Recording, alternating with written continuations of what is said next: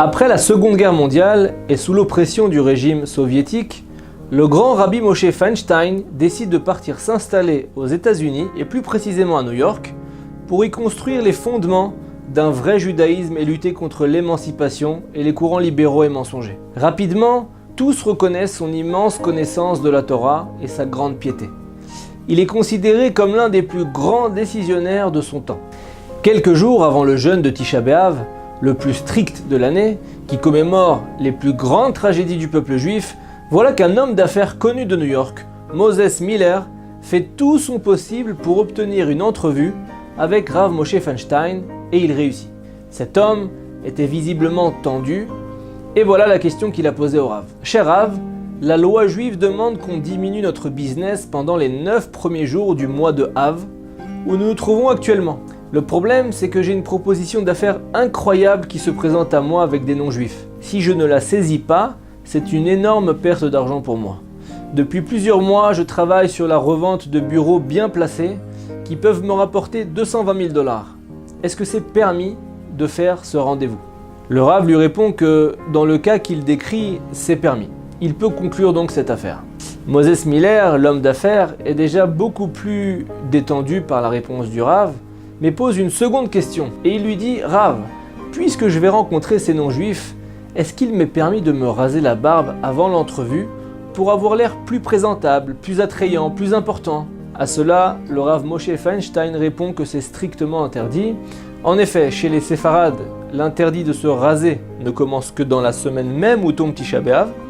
En revanche, pour les Ashkénazes, et ce businessman est d'origine ashkénaze, cet interdit commence 3 semaines pleines avant Tisha B'Av. Cet homme a donc une barbe d'environ 3 semaines qu'il avait voulu raser. L'entretien avec le Rav se termine alors par ce refus qui le désole un petit peu. À quelques heures de la rencontre avec les hommes d'affaires non-juifs, Moses Miller est tendu. Toutes sortes de pensées le préoccupent.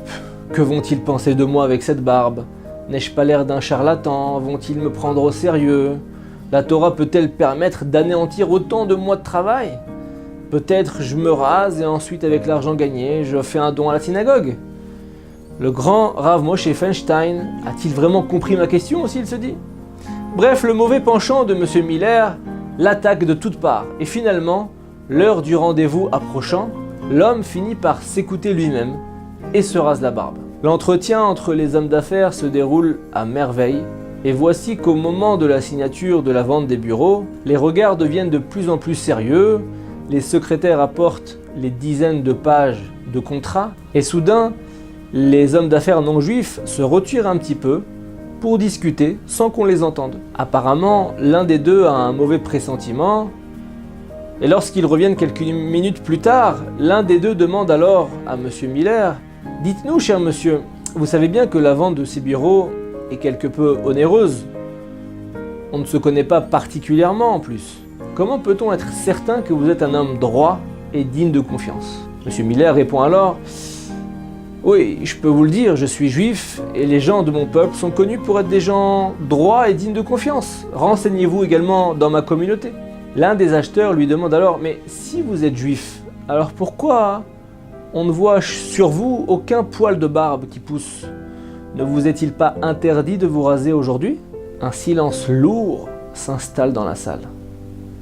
Un des non-juifs regarde son associé puis se retourne vers l'homme d'affaires juif et lui dit « Si déjà, tu ne respectes pas ta religion, tu ne respectes pas ses lois, pourquoi deviendrais-tu avec nous soudainement droit et digne de confiance ?» Et voilà qu'ils rangèrent leurs affaires et annulèrent la transaction.